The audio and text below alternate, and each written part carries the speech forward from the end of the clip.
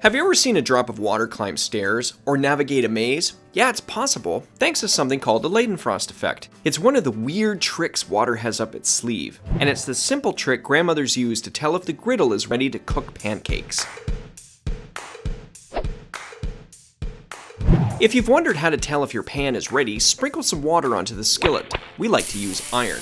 If it hangs out and boils away in place, it's not hot enough. If the droplets dance around, the skillet is so hot that the batter will sear nicely, allowing you to flip your pancake rather than get a goopy, sticky mess of a would-be meal. So the Leidenfrost effect happens when water hits a very hot surface. But let's take a step back. You all know that water boils at 100 degrees Celsius at sea level. Temperature is really just a measure of how fast the atoms or molecules in something are moving. When water is a liquid, the molecules have enough energy to wander around somewhat freely, but not enough that they wander off altogether. But above the boiling point, the moving molecules have enough energy to break away from their compatriots and fly freely into the expansive gaseous state. When you drop liquid water onto a hot surface, it quickly boils into steam. But heat that plate up even more, and the droplets skitter and slide across the plate without appearing to boil at all. What is going on? Congratulations, you've achieved Leidenfrost. No, you are not a druid. Well, probably not. When the droplet hits the plate, the underside touching the plate instantly boils. That creates a tiny layer of steam under the droplet. It actually insulates the rest of the droplet from the heat of the plate, keeping it from boiling. Water vapor conducts heat 30 times less well than liquid water because steam has fewer molecules per volume.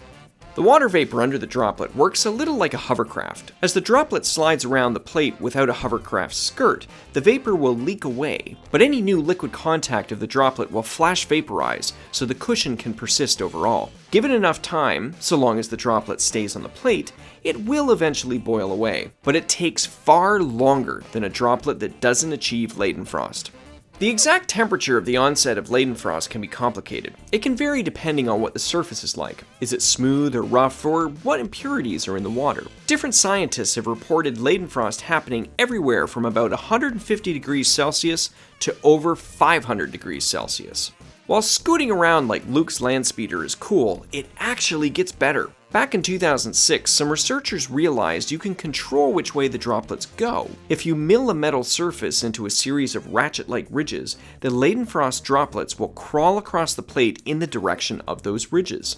The drops can even climb a gentle slope, scaling the ridges like they're tiny stairs. Some other scientists realized you could arrange a series of these milled blocks so water droplets can find their way through a maze. Science for the win! But is the Leidenfrost effect more than a party trick? Yes. Yes, it is. One way nuclear power plants and other industrial sites get rid of excess heat is by boiling water. If they let their heat exchangers get too hot, the Leidenfrost effect will make them less efficient, potentially causing enough heat to build up that it damages the equipment. Better controlling the Leidenfrost effect in nuclear reactors might also prevent cataclysmic explosions like what led to the disasters at Chernobyl and Fukushima. The Leidenfrost effect could even be used to generate electricity. Water isn't the only thing that experiences the effect. Liquid nitrogen does it. A block of dry ice will too, thanks to sublimation. Remember how you can get drops to go in one direction? If you make those ridges in a ring, you can get them to go in a circle.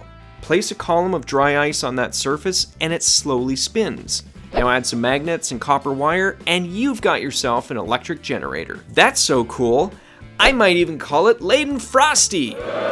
Let us know any other weird states of matter you'd like to learn about. We might just make a video out of them. Be sure to hit subscribe and thumbs up on the way out, and hey, thanks for watching.